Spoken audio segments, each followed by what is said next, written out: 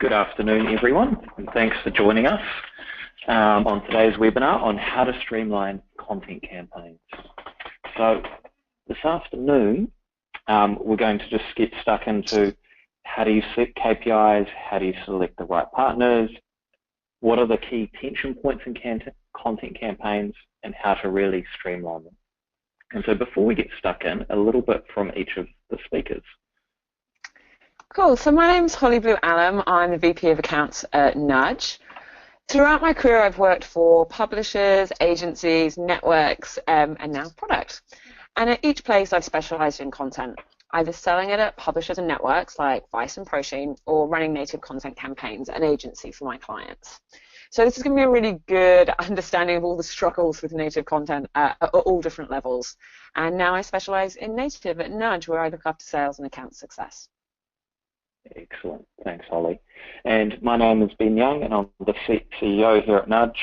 And I guess I've always been involved in content ever since, I guess, the term blog was invented in New Zealand. I co-founded a digital agency.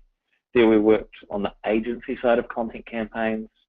And now we're here in the US focused on helping streamline content campaigns for our clients. And I'm also the voice behind This Week in Native Ads for any subscribers that jumped on.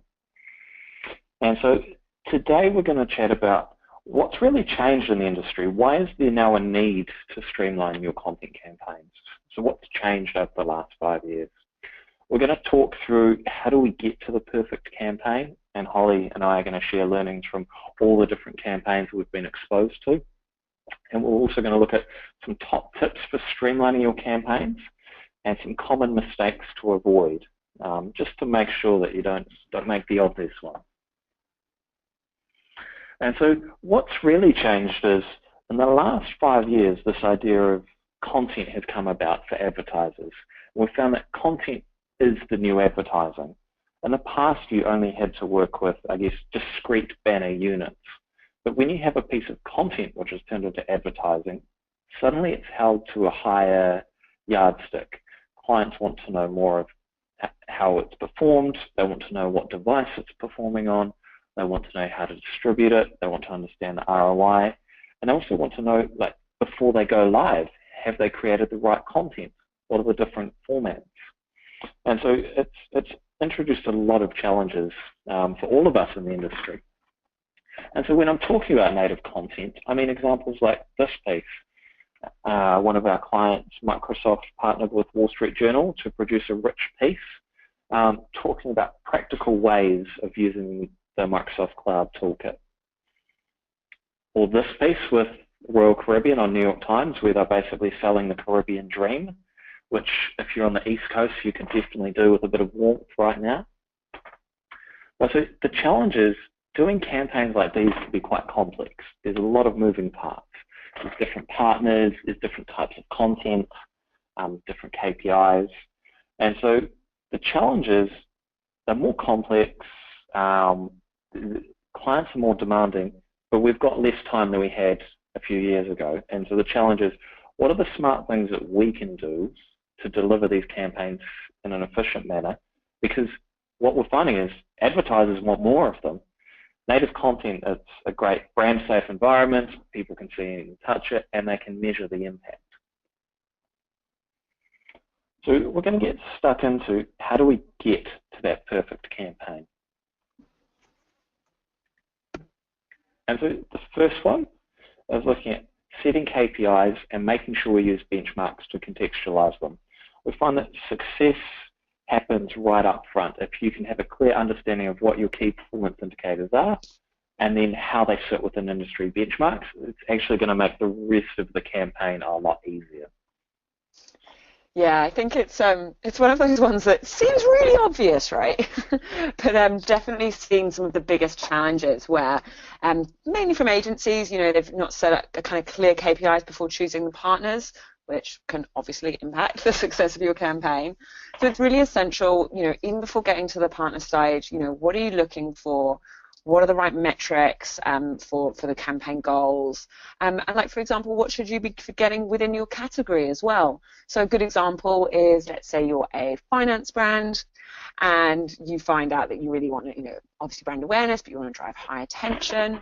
You need to get those metrics from somewhere. So we actually have the Nudge benchmarks where you can find that, where we pull averages across all Nudge measured campaigns, and you can split that out by category as well. So you could find out the KPIs for finance, and then that gives you the right benchmarks to then go and contextualize your KPIs. Yeah, it just makes it so much easier. And that ties into the next point. How do you get to the right partners? And what we find is, if you've set clear KPIs and you've grounded your campaign planning in data, the right partners become evident straight away. Yeah, I mean, I think, you've done step one, hopefully. You've got the KPIs you need. Let's say, for example, high attention and maybe like high conversion rate. Let's say if you're this finance brand and you want to drive high attention on the content and you want people to come back to your brand site, maybe within 60 days of reading the content as well.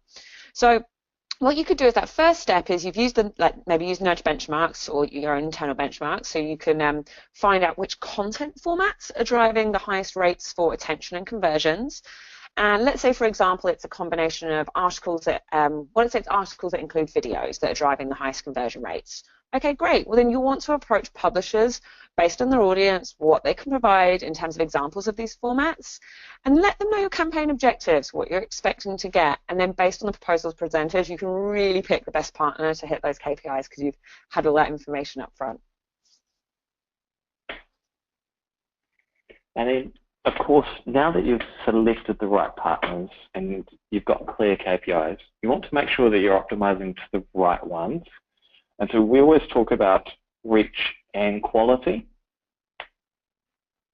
Yeah, I think this is something we're going to talk about a lot. Yeah. So reach is, I always like, the way I like to say it is like, reach is always achievable, really, depending on your budget, right? So it's really essential that once you have your KPIs, that you and the publisher together optimize towards those metrics.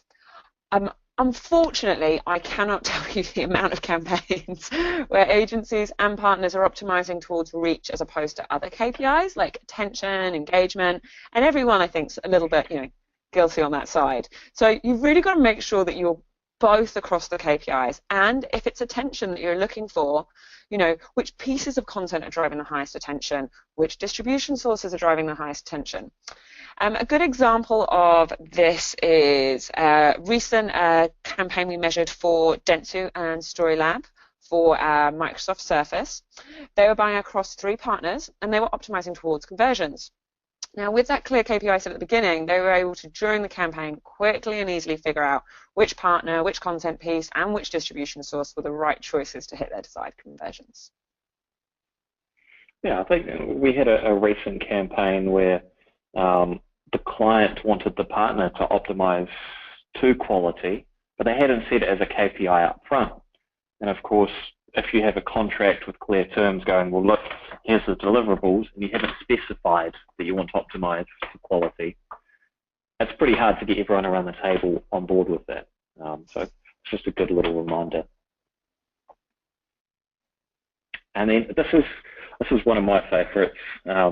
We know that in any plan, each partner has different value, and also they deliver different values through the different types of content they provide. But the thing is, all of your partners report back to the same business, the overall objectives, and also the same budget. So you want to make sure that you compare them on an even playing field, because it's the best way to keep score. It not only lets you articulate success back to your client easily, it allows you to build a data platform so that for subsequent campaigns, you've got your own benchmark and, I guess, a fair comparison of success. Yeah, I think this is obviously another biggie. We're working on a campaign, we're measuring campaign currently for Royal Caribbean Cruises, which sounds lovely. And the campaign is being featured across New York Times, Condé Nast Traveler, Mike, and Huffington Post.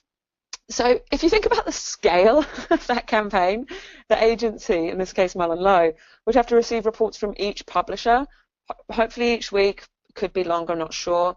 They would then have to make sure each publisher is using the same metrics. And that is a biggie. It's really hard to compare when people are using different metrics across a campaign. Now, to Ben's point though, of course, each partner in this case might have slightly different strengths, right? So, for example, Huffington Post is likely to get higher social engagement, whereas New York Times is probably likely to drive higher attention. And so you really need to be able to get your partner insights, but what you also want to be able to do is get those wider campaign insights. So for Mullen Lowe, what they've done is they've set up, within Nudge, they've set up a parent dashboard, a parent campaign, if you will. And that's just like all the content across all of the sites. And then they have different partner campaigns, like one for New York Times, Huffington Post, and so on. And what that means is that at the end of the campaign and during, they're able to really easily make wider campaign insights and then drill down to those partner-specific insights as well. Yeah, thank you, Holly. And so they cover like our top tips for getting to that perfect campaign. Like I said, it all starts at the beginning. Once you get the KPIs, the other things tend to fall into place really easily. And so when it comes to during the campaign and you're looking to streamline it, we've got a few thoughts there around the key differences between the way we used to do campaigns and how you need to do campaigns today. And so the first point is just talking about being flexible with your distribution budget.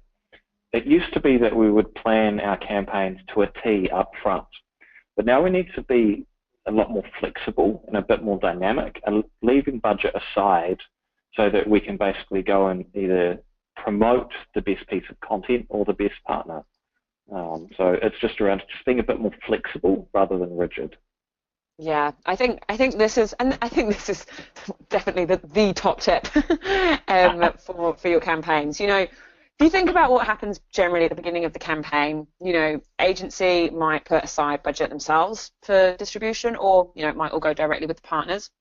And then what will happen is the partner, quite rightfully so, will pull together a media plan saying that they'll drive X amount of reach impressions through to the content pieces via, I don't know, maybe promoted Facebook posts, a LinkedIn post, maybe native feeds on their site, and some other things.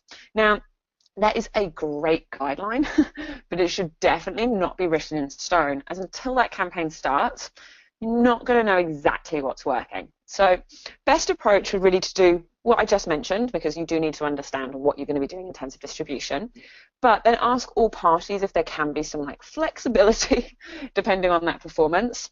So good example of this is we were measuring a campaign for the Media Kitchen, and they had bought content across Upworthy, and they had they'd kept an eye on this during the campaign, and they'd found Upworthy's best distribution choice, and they had found they were also doing some of their own distribution, and they found their best distribution choice as well. And so that then meant that they could upweight the budget to those two different methods. And I think the campaign at the end, the attention for the campaign was like 3 times higher than the benchmarks, because they'd been flexible with that. And so, just remember, be flexible with the budget and with distribution budget, but also be flexible where the budget's going. So you might do a campaign with maybe one partner, right? And you might do 3 or 4 pieces of content. Now, I would love to say that every single piece of content is going to do absolutely amazing, but what's going to happen is that you're likely going to find that maybe 1 or 2 pieces are really going to stand out from the crowd, and maybe they're getting high social engagement, or I don't know, they're driving much higher attention, whatever it is that the campaign objectives are. Well, in that case, you might want to just push the distribution budget behind those 2 pieces, because they're really doing the campaign job.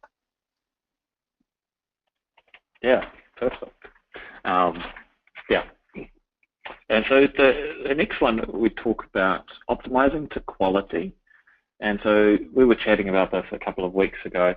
But we've realized some people just assume they'll get quality, but even if you're working with high quality partners, they're going to be held to the KPIs that you give them. And so you do want to make sure that, yes, have a reach KPI, but also have a quality KPI. And that KPI could be engagement, attention, attribution, but just so you get a balance of both. so that you can understand what content is working the best at driving attention, but also how to back that into your budget, because there is a trade-off between getting more reach but making sure it's quality.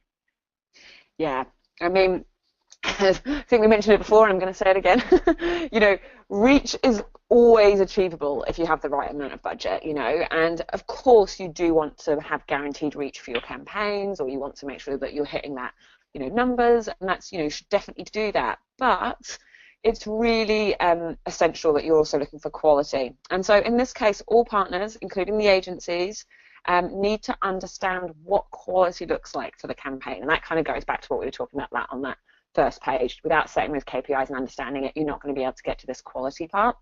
Now, is it high social engagement, scroll, attention, clicks, brand conversions, whatever it may be, once you have that metric, optimize towards it. A good example of this is we were working on an insurance campaign recently where the publisher had been set really high, reach targets, and of course, which they needed to hit, and the agency was obviously pushing for that. But unfortunately, to hit that number, what happened is they started driving really low-performing distribution, and they kind of got into that tunnel vision, I think, where they were just like, right, we've got to hit that big number, and they just weren't looking at the effects that it was having on everything else, and it was actually, it was ruining almost all other metrics. They were getting high reach numbers, but people from that distribution source were leaving the page, before it even loaded. They weren't sharing the content, they weren't spending any attention on it, and it just brought everything else down. So really, really clear for everybody to understand upfront what the quality scores are and how you guys can optimize towards it.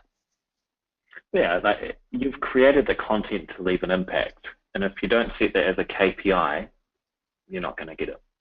And so that ties nicely into our next point around embracing collaboration. And what's really changed in this move to content advertising, rather than being rigid, it is a bit more of like being collaborative and a lot more transparent between agencies and partners, and understanding, hey, look, we're going to set this up, but as the campaign goes, we're going to get together at several key points and make sure that we improve the campaign and optimize it. And you want to think about involving your clients in this process, letting them know, hey, look, here's the content that we're doing. At these set points, we're going to get together and we're going to find a few optimizations to improve the end result. And so it's just a lot more collaborative. And brands that do that, we find, just get a lot better results, because there can be a few little decisions in production which do impact the final result. Or you will find that actually some of your initial assumptions in your campaign planning weren't 100% right, or not being proved out in the data. And so doing this up front just lets you, I guess, course correct the campaign if you need to. Yeah, I think we've said the word there as well, partners, and we say it as we've been talking through this. We've used the word partner instead of publisher. There's a reason for that. This isn't a banner buy; it's native content. You're buying an idea, the publisher's tone of voice, their audience, their credibility, and you're combining that with your brand. And so the best native content is, shockingly, always a partnership between the publisher and the brand and agency. Melanie Desiel speaks about this actually quite a bit, and she created the very famous New York Times by T Brand Studio, Orange is the New Black piece for Netflix. Now, in this case, Netflix gave T Brand Studio and Melanie the room to ideate, research, and create something that was perfect for their audience and for Netflix and the show. Now, a way for you guys, for everyone else to kind of make sure that they can have that great collaboration is, sharing KPIs up front, being really clear on what you're expecting for the campaign, and then during the campaign, checking in with them, and not just at the end of the campaign. It is important to have a campaign wrap up, but it's also good to check in, and as Ben said, if you set that up from the beginning, you can schedule those calls, you can then talk through the performance, what's working, what's not working, be really honest with each other, figure out what's working the best so that you guys can move distribution budget if needed. Or for example, maybe there was you needed, one of the main points was to get people to watch a video, but the video was at like 60% of the way down the page and people are actually leaving at about 50%. Okay, well, we might need to move the video up the page. It can be really small things, but, or hey, this distribution choice is working amazingly, let's just move that budget there. If you've got that time set aside, you can really make sure to, hit all of the campaign objectives and have a really successful campaign. Yeah, I think you tend to find if you put these in the calendar, they tend to happen. So if you do it up front, you're likely to jump on that call. And so this is one of my favorites, and it is a bit of a cliche, but the idea of measure twice, cut once. In a campaign, there are many moving parts, and things can change very quickly. The unexpected does happen. So we always say measure a bit more so that you're armed with the right data for your data storytelling during and at the end of the campaign, because you don't want to be left not being able to articulate success or understand why something was such a success. So we always say measure just a little bit more. Yeah, I think there's a couple of things within that. So first up, what we hear a lot, from agencies, for example, is like, no, it's fine, we'll just get reports directly, we'll see how it goes. And then a lot of the time we then get called on mid-campaign to start measuring as there's too many moving parts. That's not ideal for anybody. It's obviously great to have everything being set from the beginning. But next up, that kind of deeper layer, if you will, is, you're not sure you need interaction tracking, or maybe, the campaign objectives brand awareness, so you don't need to measure conversions back to the brand site, you've decided. But you kind of maybe ummed and ahed about it, and you're not sure, and so you decided, yeah, we probably don't need it. And every time when that happens, everyone's regretted it, and I think a really good example of that is we measured a campaign for a client they'd run across 5 different partners, and they all performed really well within their KPIs, which is obviously fantastic. But what they wanted to do is kind of streamline their content for the rest of the year, and they wanted to really just focus on, a few publishers as opposed to the five or six I think they were with before. Now, they'd all done really well within the KPIs they'd set for them. Different KPIs for some of the brands. I think one of the pieces was more about engagement, one more about attention for them. But they did decide as well to track that if people came through to the brand site within 60 days of reading the content, and what they were able to find out when they looked at that data within the dashboard was that actually 2 publishers had driven much higher conversions at a higher conversion rate. So it just meant that they were able to really easily go, okay, that was that additional layer of data that just helped them make that the right decision for them. So, always good to have that information at hand for when needed. Yeah, you don't want to be left hanging. And so we want to go through some of the common mistakes, and I guess we could rename this to costly mistakes to avoid. And some of these, again, may seem obvious, but the reason we're sharing them is because these are the top mistakes that we do see from campaign to campaign, and they're very easy to resolve. First one is it's around not optimizing early. And not optimizing your campaign is kind of like a toothache. Over time, it only gets worse. So it's more painful and then it's more costly to resolve. So we always say try and optimize up front, because things aren't going to fix themselves, or the budget's not going to redistribute itself. So plan for this. On launch day, look at how you can improve the content. Are there any initial learnings? And we find that people are constantly surprised by what the data tells them, and it allows them to be on the front foot and make changes early before they become expensive. Yeah, I think I think a lot of what happens is people kind of check on things maybe a little bit too late. For example, if you're not checking until a couple of weeks after the campaign started, it's definitely too late. You're definitely going to run into costly issues. You're going to be more sort of fixing, I think, than optimizing at that point and hoping that it kind of works with the majority of your distribution budget gone. This is an important one for agencies and obviously for the partners as well. Checking in on them, seeing how things are working. Does budget need to be moved? Are we looking like we're on track to hit some of those quality KPIs? Doing all of that early and upfront is just gonna save you so many headaches at the end. Yeah, it's just going to save you a lot. And the next one is not doing multiple pieces of content. And we think this is very important because just doing one piece, it's harder to get learnings within that, and it's harder to understand and test different assumptions all within one piece of content. Whereas if you've got 2 or 3 pieces, at least you can try a few different things. Like, for example, you could try different content formats as to whether a list or a long-form article or article plus video. works for you. You can try different partners to see how success is going to back in for you. And we do see a lot of differences between these. But the challenge is if you don't do multiple pieces, you can't tell. And so we always recommend, if you can, do it. Yeah, I think kind of the way I always think of it is doing multiple pieces of content is kind of like having, insurance for your campaign.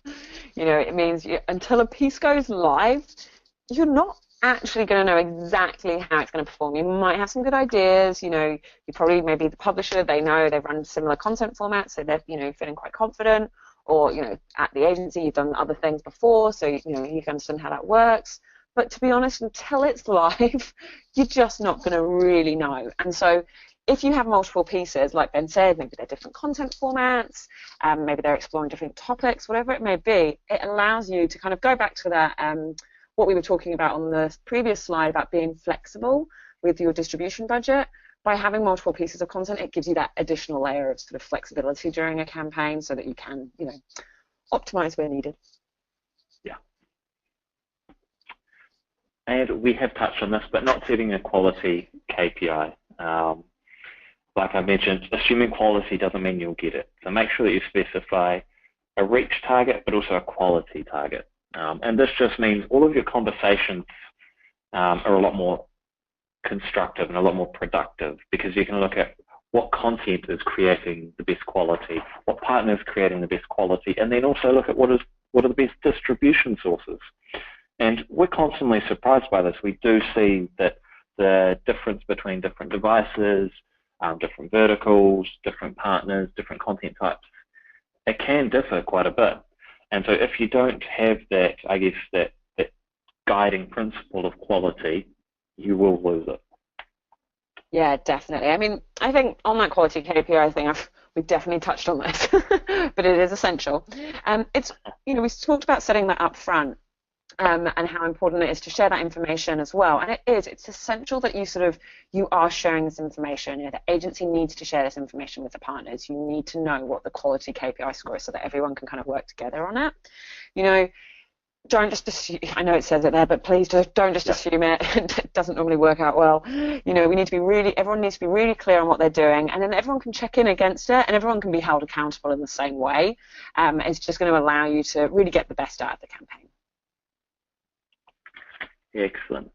And the final one is definitely a pet peeve of Holly's, and that is over-engineering content. As we've touched on, like the ways that people consume content it's changed quite a lot. It's not just on your PC. You've got your work computer, your home computer, you've got tablets, you've got a smartphone, you've got on the subway, you've got in the office, you've got whilst watching TV. And so user experience is more important now than it has ever been before. And if you limit the ways people can engage with your content by not having it work across devices, you're putting constraints on your campaign before you've even got started. Yeah, I'm sorry, this is a massive pet peeve of mine, so I'm probably going to have a little rant right now. Try not to go on too long about it, guys. I think what happens here is that sometimes publishers feel pressured into producing these incredibly elaborate pieces of content just to justify the higher spends associated with it. Now, generally, I find it doesn't always work. And when I talk about these kinds of content, I guess there's a few things I'm referring to here. One is content hubs, where maybe you've designed something that kind of looks completely different from the sites, and there's a few kind of a grouping of content for the brand, for example. Generally don't find those work too well, or really over elaborate interactive pieces where there's too much going on within the content. And it doesn't look like the site normally looks. And I think that's the biggest issue, You've got to think, why did you buy content on this publisher's site?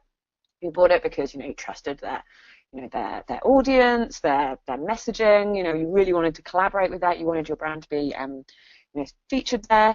So to then change what the site looks like, or to drive people to something that they don't really understand because it's not how they would normally navigate things, just doesn't really make sense, and doesn't really make sense if you kind of focus on the native part of native content.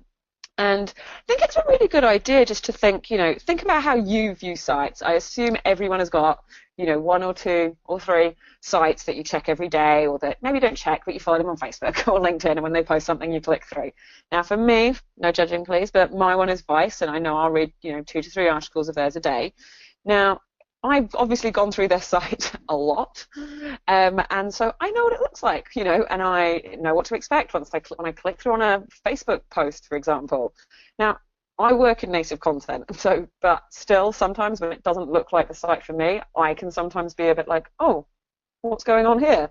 And if you think about that, that's me. What are everybody else doing that's reading this content? And so, really trust the partner, trust the publisher. They know their audience, and also their audience knows their site. So, just have a think about that. And Ben touched on it, so I will end my rant shortly. But on the devices, that sort of over elaborate content can actually really have massive issues when it comes to, for example, viewing things like on mobile, for example, as opposed to desktop. And I know we're all aware, but it is 2017. So we just need to make sure that you think about the content, think about the devices, think about load times. I'm not waiting more than 2 seconds for a site to load normally, and I don't think anyone else is either. So just really think about those things, whilst you're producing the content, because it can be a bit of a mistake sometimes. Yeah, and the data supports it. Like, we can see 20 up to sometimes 60% audience loss through just content which took too long to load, as an example, which is, as you can understand, less than ideal. But so, just as a quick summary of the things that we've discussed, we've kind of talked about, like, the big overarching change has been content turning into advertising, which has changed the relationships between publishers and agencies and how they work and collaborate together. And what this means is the market has had to be a lot more fluid and collaborate a lot more. We've touched on some of the things around getting to the perfect campaign, making sure you set KPIs up front, using benchmarks to help contextualize them, letting data speak to you and help select the right partners, ensuring you're optimized for the right KPIs and comparing partners on a level playing field. These will help you get to a perfect campaign every campaign. In terms of streamlining, be flexible with the distribution, make sure you're optimized to quality, and of course, embrace collaboration and measure twice and cut once. Some of the common or costly mistakes: not optimizing early, meaning you have to go and spend more money at the end of your campaign, not doing multiple pieces of content or setting a quality KPI, and as you've just heard, the over-engineering of content. And so you might be wondering, how can Nudge help? And so we've sat across thousands of native content campaigns, and we've built a full toolkit for basically helping streamline this from start to finish. So the core of the product is real-time analytics to help you track, measure, and optimize your content on the fly. We've also got benchmarks and insights to really help shape up and contextualize performance. And then we've got a number of industry integrations, distribution optimization. And at the bottom right, you can see our latest feature, which I'm super excited about, is our common sense bot. And so this is a little intelligent bot we created, which goes and checks every campaign which goes live and analyzes each piece of content in real time to basically find ways to optimize and improve it and to catch any mistakes.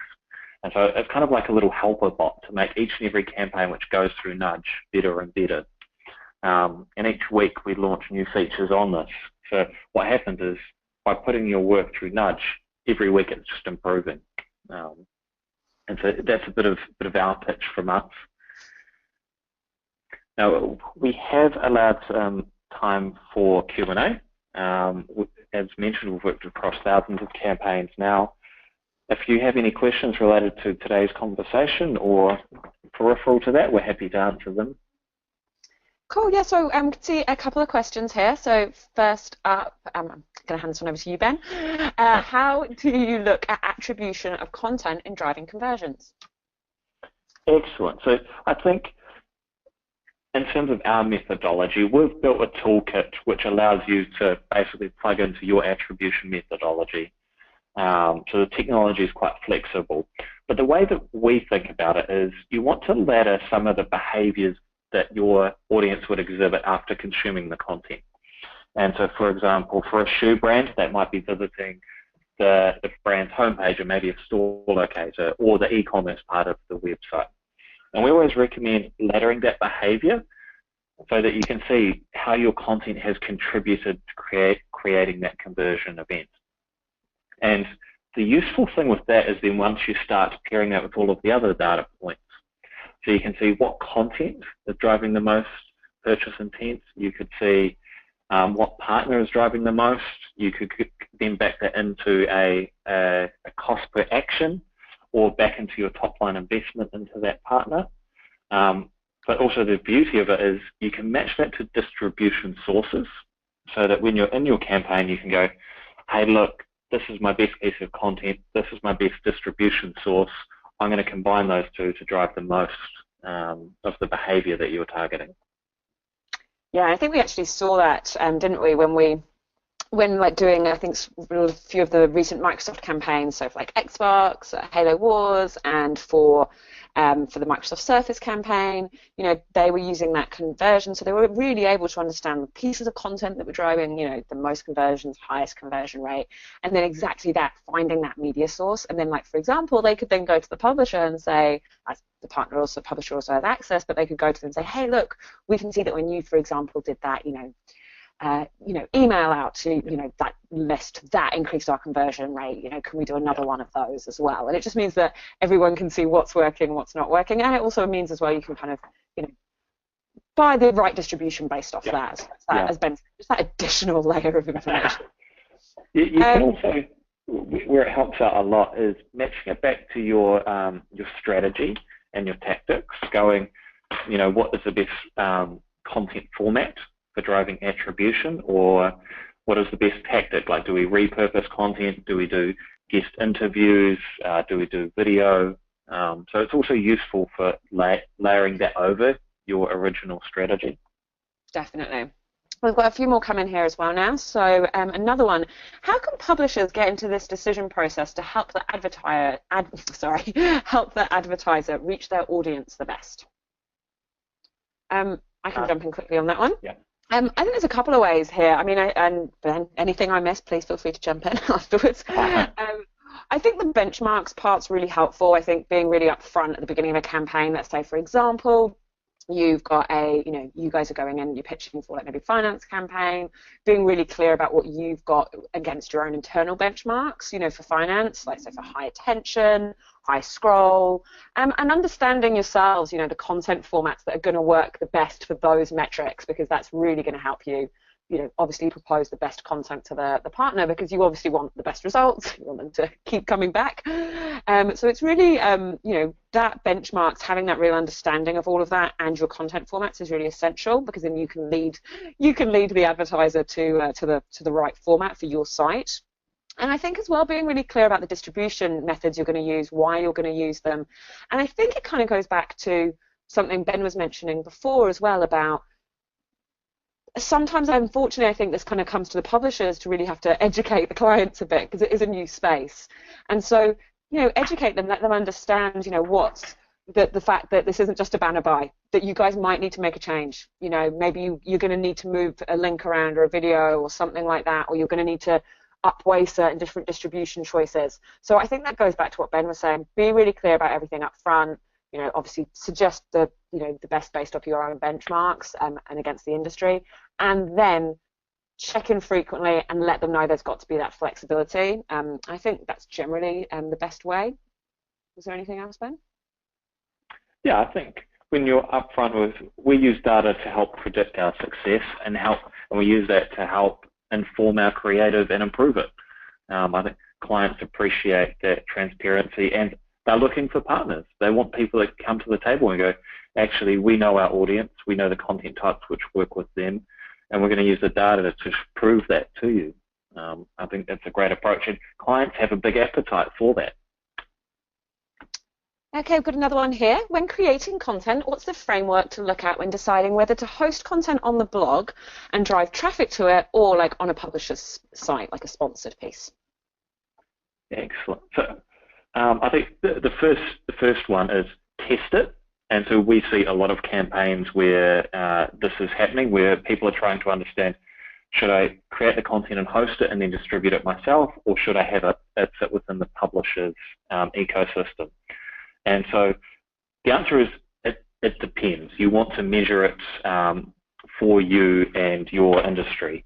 But so we have seen a lot of interesting things. We have seen the same content taken from a brand site and then put inside a publisher's site, and it had some light editing to make sure it fit in with the tone of voice. We do see context is important, and a premium publisher's context can actually lift the amount of engagement. We're seeing like as high as 20 or 30% from that. And it's also useful, we find, for introducing your content to a fresh audience. We find that brands, when they're running their own content hubs, they kind of get to a taper-off point where they're like, this is the size of our community, and to grow that bigger, they do need to reach out and tap into publishers' audiences where they're reading. I think you covered that one. I'll just go to the next one. Do you have any best practices for using native for lead generation campaigns? For lead generation. So I think best practice would, of course, have a good understanding of the content that's going to work. If you're optimizing to attribution, we always say have multiple calls to action through the content. I think when we in the industry can look at content, we can think we've overdone it. But when you think about the user's journey, they're reading a website and they've clicked on a headline of an article they would like to read. So don't be afraid to have a call to action at the top, a third, two-thirds, and at the bottom. We find that you don't see any diminished diminished engagement from that, and you do see an uplift. Making sure the content loads as fast as possible is a big one. And we do see there's a bit of a trend at the moment that combining article plus video does drive higher purchase intent when you're thinking about attribution. Yeah. So I was actually reading another question, Ben. So you may have already said this. So apologies, everybody, if Ben did say this. But just I think we've been measuring some campaigns recently with looking for the lead generation. And I think a couple of things, like Ben mentioned, combination of articles and videos work really well. Something that we noted, and then also as well, not being afraid to put multiple calls to action throughout the post. It's really important. Like a lot of the time what you'll see when people are doing these lead generation ones, we'll see it all the time. We'll be like, oh, we weren't getting what we were expecting, and then you look at the piece of content and it's like it's right at the bottom of the page is like the link, and you're like, well, people on average were scrolling 64% of the content, so I don't think they were seeing that. And yes, with us, for example, we measure up to 60 days after someone reads the piece of content, but a lot of these forms are more through to specific landing pages and so on. So we find the best way with that is actually including something at the beginning, at the very beginning, under the headline almost, for the first paragraph, and then multiple calls to action. And if you do have a video, have a link right underneath it, just because what you'll find is that those combinations of videos and articles together work really well. What you'll find is people will read the first few paragraphs, they'll watch the video, and then they're like, okay, job's done, and they leave the content. So you want to make sure the whole time that they're looking at that view, right below the video, there's a nice call to action. We find that really helps. Yeah, and it also is on the Nudge website, there's a great case study on this and some of the social metrics to optimize towards for improving the number of conversions that you get from content. I've got a couple of other ones as well. So every content is different. So sometimes 1 minute read time is good. Sometimes it's 10 minutes. Wow. How do you establish benchmarks for content performance benchmark at scale? Can you just repeat that? Sorry. Yes, apologies. That was a terrible reading of that question. My bad. Every piece of content is different. Sometimes 1 minute read time is good. Sometimes it's 10 minutes. How do you establish benchmarks for content performance at scale? So I think one of the things that we've done at Nudge is we've worked really hard to get the most precise measure of attention available. There are a number of different attention metrics out there, but with Nudge we measure each and every second you're engaging with the content, and if you stop engaging, We've got some intelligence, which basically stops the measurement. And so what we find is at scale, I don't think we've ever seen anything like 10 minutes. And I doubt that it is achievable at scale, maybe for a niche audience. But we see the average attention at scale for native content is around 0.8 attention minutes. And so that might sound low when you compare it to, say, time on page, but when you think contextually amongst all forms of advertising, that's almost 2 TV adverts that someone is engaged with back to back. It's 3 times higher than YouTube video.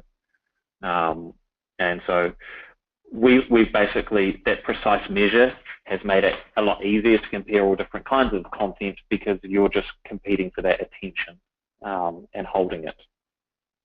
Yeah, I mean, a couple of things I'd just add to that is like one as well, what we do, one thing we have as well is when you set up a campaign, you specify what each piece of content is. Is it a list? Is it an article? Is it an article and a video? Is it an infographic and an article? Whatever it may be. Because you, of course, will see differences in terms of attention across different content formats. Like a list is normally pretty snackable. You're gonna get through it pretty quickly. Video and an article, or like an article by itself, maybe slightly higher.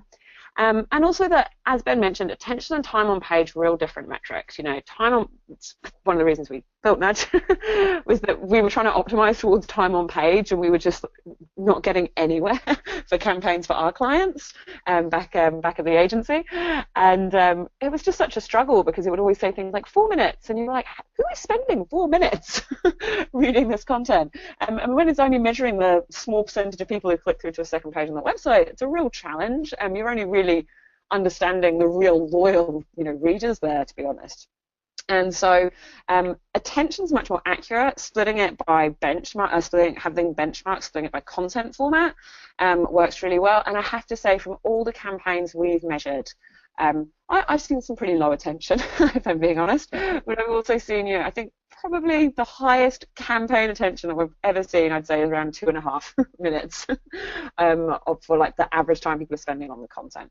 So normally it kind of fits within that. And for the benchmarks, if you've got that at the beginning, so say, for example, like Ben mentioned 0.8 attention minutes, okay, great, but then we find out maybe finance is 1.07.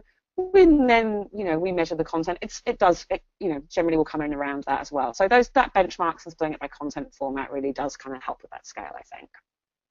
Yeah. And then so actually just kind of follow-up question. I think one of the struggles that we have on the partner questions is just around how sort of like to be involved with that early on in the process, and to kind of talk through how they can reach the publisher's audience. And then the follow-up was just that they're actually finding it quite hard when they're dealing with the agencies and not the end client. And I think really that's kind of a bit of a follow-on, but I think that's probably as well when you're pitching to the agency, it's about making sure that you really are sort of stressing that collaboration up front. And the problem is as well is that we've all kind of we've all kind of set in our ways, right? And so everyone goes, but we need that media plan, and we need this, and we need that confirmed by then, and this by that. And so I think it's really about saying that doing the things that they are expecting you to do, but sort of letting them know that there does need to be some wiggle room, if you like, within those campaigns. And again, unfortunately, sometimes here it does really fall to the publisher to sort of educate on the space as you guys are producing that content. But I can also follow up with that after the call, because I think we're nearing our time, and I think that's all of our questions. Excellent. Sweet. So everyone, thank you for attending, and thank you for all of your questions. We're going to make sure that all of the slides you've just gone through will be available on the blog, and we'll email everyone with a link early tomorrow. Please feel free to share with your colleagues. We'll actually also put the video up as well, so that maybe next week, so you can share that as well.